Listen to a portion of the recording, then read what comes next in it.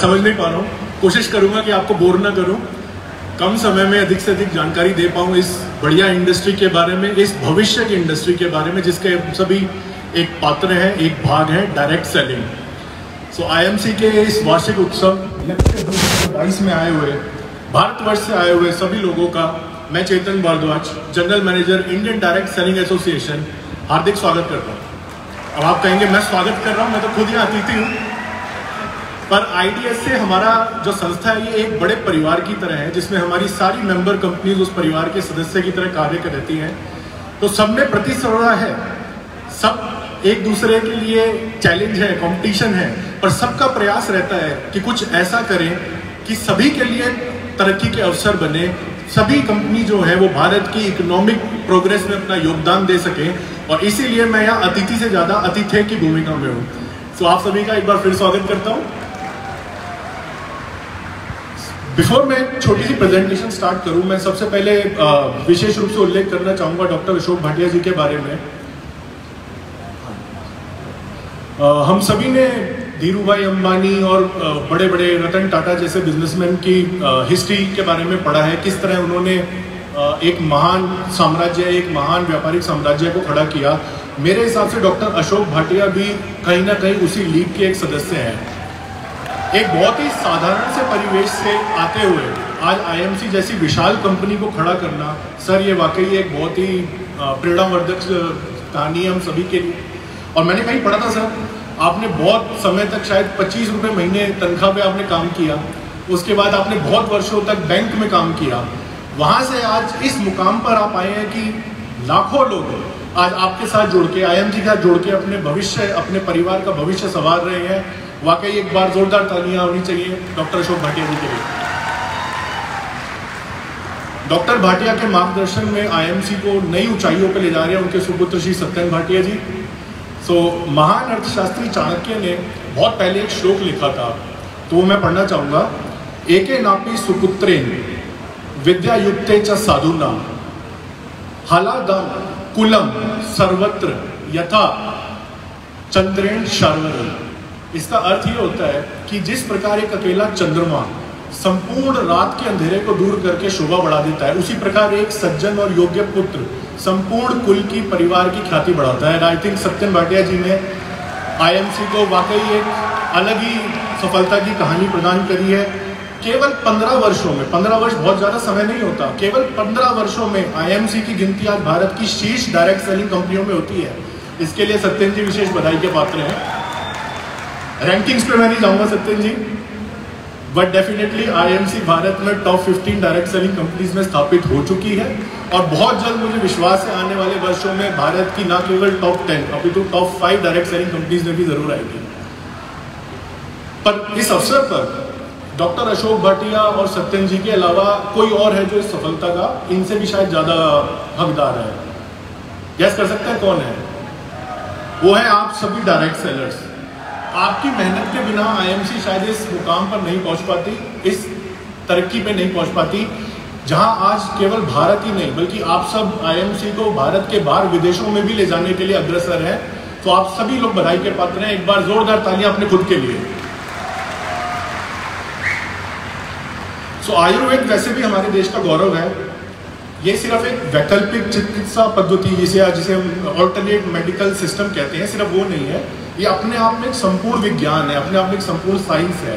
वर्षों का अनुभव चाहिए हमारे ग्रंथों में लिखी बातों को समझने में, उन रहस्यों को समझने में, और उनसे ऐसे उत्पाद या प्रोडक्ट बनाने जो कि आपकी और हमारी डेली यूज़ के लिए या हमारी सेहत के लिए फ़ायदेमंद हो। तो वाकई आईएमसी की रिसर्च एंड डेवलपमेंट टीम बधाई की पात्र है कि उन्होंने इतने बेहतरीन प्रोडक्ट्स हमारे आयुर्वेद के शास्त्रों से ज्ञान निकालकर हम सबके लिए बनाए हैं, जिसके आधार पर कंपनी आज निरंतर तरक्की कर रही है। सो विद दीज वर्ड्स मैं एक बार एक छोटी सी प्रेजेंटेशन आपके साथ शेयर करना चाहूँगा। कोशिश करूँगा कम समय में आपको डायरेक्ट सेलिंग इंडस्ट्री के बारे में ज़्यादा से ज़्यादा बता पाऊँ, ज़्यादा से ज़्यादा जानकारी दे पाऊँ। State of direct selling business in India, ये सारी जानकारी जो मैं आपके साथ साझा करूंगा ये वित्तीय वर्ष 2020-2021 यानी कि 1 अप्रैल 2020 से लेके 31 मार्च 2021 तक के कार्यकाल वर्ष के लिए है। सबसे पहले तो जान लेते हैं वर्ल्ड फेडरेशन और IDSA है क्या। देखिए, वर्ल्ड फेडरेशन की स्थापना हुई थी 1978 में और ये बेस्ड है Washington DC, United states of America में। IDSA की स्थापना हुई थी 1996 में। सो IDSA जो संस्था है वो भारत में जितनी पुरानी डायरेक्ट सेलिंग इंडस्ट्री है उतना ही पुरानी IDSA है। जिस तरह भारत में IDSA वर्ल्ड फेडरेशन की मेंबर है, इसी प्रकार पूरे विश्व में 62 से ज़्यादा देशों में जो डायरेक्ट सेलिंग एसोसिएशंस हैं वो वर्ल्ड फेडरेशन की मेंबर है। IDSA की गवर्निंग मैकेनिज्म हमारी एग्जीक्यूटिव कमेटी होती है जिसके प्रत्येक 2 वर्ष में चुनाव होते हैं। WFDSA या world federation of direct selling associations की CEO काउंसिल एक होती है जो कि संस्था को गवर्न करती है। वर्ल्ड फेडरेशन अपने 62 नेशनल डायरेक्ट सेलिंग एसोसिएशंस की बदौलत विश्व के 170 से ज़्यादा देशों में कार्यरत है। IDSA की अगर हम बात करें तो हमारे पास केवल 18 मेंबर कंपनीज हैं, बट हमें गर्व है कि 18 मेंबर कंपनीज भारत के कुल जमा डायरेक्ट सेलिंग व्यवसाय का 60% करती हैं। तो आप सोच सकते हैं एक ऐसी इंडस्ट्री जिसमें तकरीबन 600 कंपनी है, उसमें से केवल 18 कंपनीज जो है IDSA की वो 60% बिजनेस करती हैं और बाकी की 450 से ज़्यादा जो कंपनीज हैं वो कुल मिला के 30 से 35% बिजनेस करती हैं। और IDSA का मेंबर होने के लिए एक जो सबसे ज़रूरी एक रिक्वायरमेंट या एक कंडीशन है वो है हमारे कोड ऑफ कंप्लायंस का स्ट्रिक्ट फॉलो। और मुझे गर्व है कहते हुए कि IMC being a very important member of IDSA हमारे और वर्ल्ड फेडरेशन के जो स्ट्रिक्ट कोड ऑफ कंप्लायंस है उसको बिल्कुल फॉलो करती है। IDSA के सभी कार्यों में, IDSA की सभी गतिविधियों में IMC हमेशा अग्रसर रहती है। बल्कि अभी मुझे पता चला, हाल ही में आपको शायद जानकारी होगी, IDSA ने भारत का प्रथम डायरेक्ट सेलिंग इंडस्ट्री के लिए एकेडमिक्स में एक कोर्स इंट्रोड्यूस किया था, post graduate diploma in direct selling. तो मुझे बताते हुए बड़ी खुशी है कि उस बैच में जो पहले 26 बच्चों की बैच है, 4 या 6 बच्चे, सत्यन जी मैं शायद याद नहीं कर पा रहा हूँ, IMC से आते हैं और उसमें तो शायद आज 4 यहाँ पर उपस्थित भी हैं। सत्यन जी हमारे एडवोकेसी कमेटी में भी बड़े इन्वॉल्व रहते हैं, हमारे अफेयर्स में, इंडस्ट्री में क्या चल रहा है, इंडस्ट्री को किस दिशा में ले जाना है, इन सभी दिशा में सत्यन जी निरंतर IDSA की मैनेजमेंट की मदद करते रहते हैं और इसके लिए हम उनके सदैव आभारी रहेंगे। आगे बढ़ते हैं।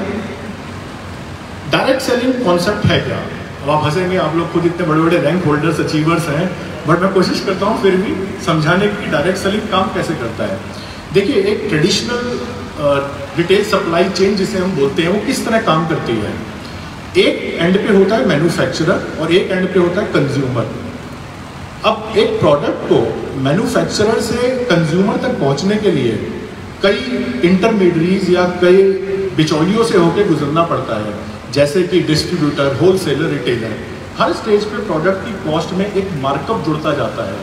डायरेक्ट सेलिंग क्या करती है, इन सभी इंटरमीडिएट्स को या इन सभी बिचौलियों को हटा देती है और मैन्युफैक्चरर और कंज्यूमर को अपने एक डायरेक्ट सेलर नेटवर्क के थ्रू पास में ले आती है। इस वजह से डायरेक्ट सेलिंग कंपनी जो है वो उत्कृष्ट क्वालिटी के प्रोडक्ट बहुत ही अफोर्डेबल कीमत पे अपने कंज्यूमर्स को सप्लाई कर पाते हैं और इसीलिए हम डायरेक्ट सेलिंग को भविष्य का बिजनेस कहते हैं।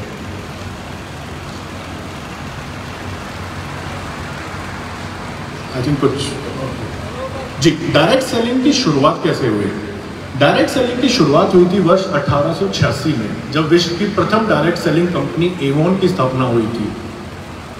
1925 तक डायरेक्ट सेलिंग की जो एनुअल सेल्स थी वो तकरीबन 300 से 500 मिलियन डॉलर्स के आसपास रजिस्टर होनी शुरू हो गई थी। पर यहाँ ध्यान रखने वाली बात ये है कि ये वो कालखंड है जब direct selling industry largely United states of America या कनाडा में ही केंद्रित थी। 1940 से 1960 तक डायरेक्ट सेलिंग की नई नई कंपनियों की उत्पत्ति शुरू हुई, जहां पहले केवल बुक्स या कॉस्मेटिक्स को ही ज़्यादा डायरेक्ट सेलिंग के माध्यम से सेल किया जाता था। पर 1960 और 1970 तक फूड, वेलनेस, टॉयज, अप्लायंसेज, ये सभी प्रोडक्ट डायरेक्ट सेलिंग के माध्यम से मार्केट में सेल किए जाने लगे। 1990 से 96 के बीच डायरेक्ट सेलिंग कंपनीज भारत में आई। भारत में कुछ डायरेक्ट सेलिंग कंपनीज की स्थापना हुई। 2017 वो वर्ष था जब भारतीय डायरेक्ट सेलिंग उद्योग ने 10,000 करोड़ का जो एक लक्ष्य था या एक मानसिक बैरियर था उसे क्रॉस किया था और उसके बाद से निरंतर इंडस्ट्री प्रगति की ओर है। आइए जानते हैं ग्लोबली विश्व में डायरेक्ट सेलिंग इंडस्ट्री की इस समय क्या स्थिति है। मैं आपके सामने पिछले 4 साल का डेटा प्रस्तुत कर रहा हूँ, 2017 से लेकर 2020 तक का। 2021 का डेटा वर्ल्ड फेडरेशन अभी फाइनलाइज कर रही है और पूरी उम्मीद है हमें जुलाई के आखिरी महीने तक 2021 का डेटा भी उपलब्ध हो जाएगा। सो अगर आप देखेंगे 2020 में globally direct selling 180 billion US dollar की इंडस्ट्री है, 180 बिलियन यूएस डॉलर्स। इसमें आपको ध्यान देने वाली बात यह है कि ये जो फिगर्स हमने आपके साथ शेयर करी हैं, इनमें चाइना का हमने परसेंटेज कैलकुलेट नहीं किया है। अगर हम चाइना का इसमें इंक्लूड कर देते हैं तो इंडस्ट्री का जो साइज है वो थोड़ा सा और बढ़ जाता है।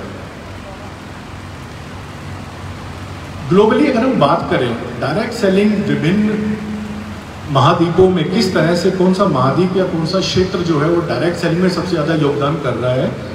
एशिया डायरेक्ट सेलिंग में डायरेक्ट सेलर्स के नंबर और डायरेक्ट सेलिंग सेल्स में नंबर 1 है। 43% पूरे विश्व की direct selling sales Asia region से आती है।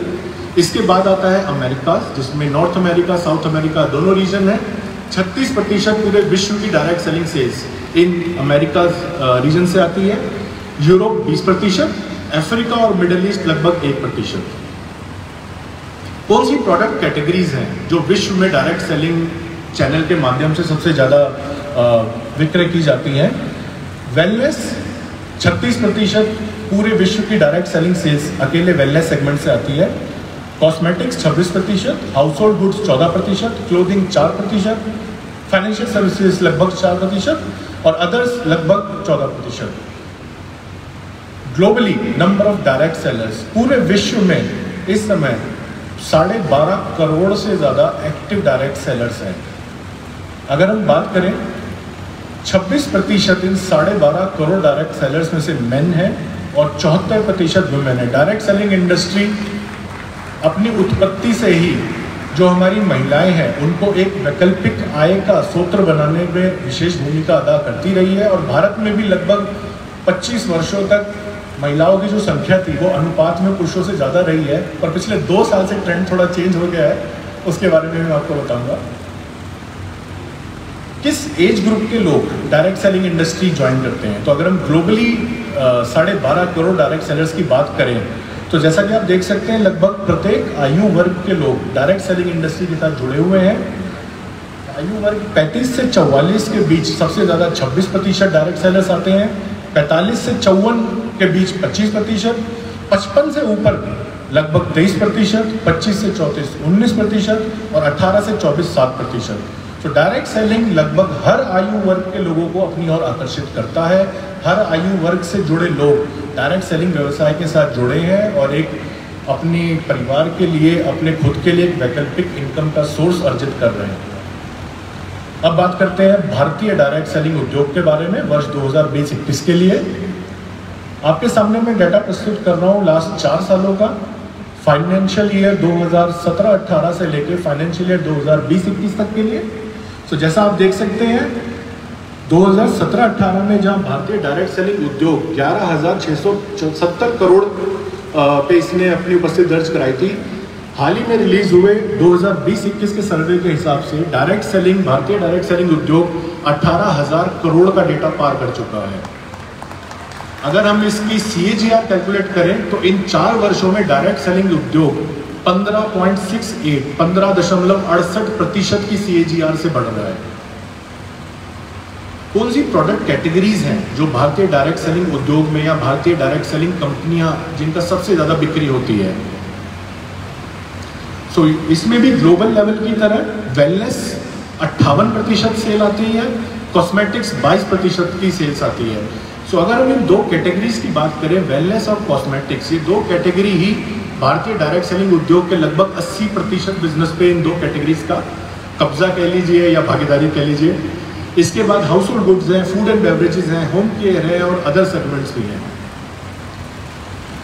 भारत की विश्व में डायरेक्ट सेलिंग इंडस्ट्री में क्या पोजीशनिंग है, क्या प्लेस है?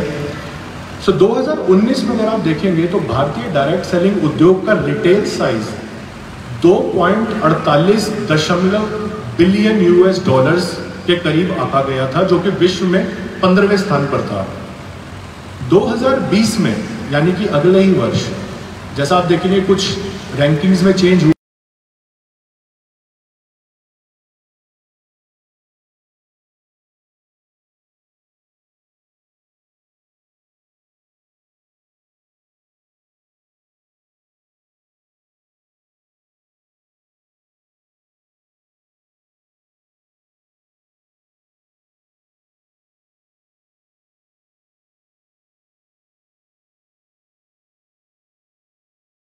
विश्व के टॉप 10 देशों में अपनी जगह बना चुका है।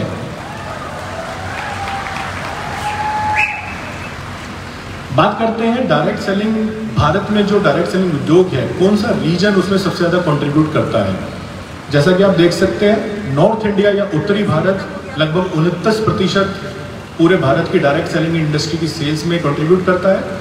इसके बाद east India 26%, western India 23%, south India दक्षिण भारत 14% और हमारा पूर्वोत्तर भारत लगभग 8% की भागीदारी रखता है।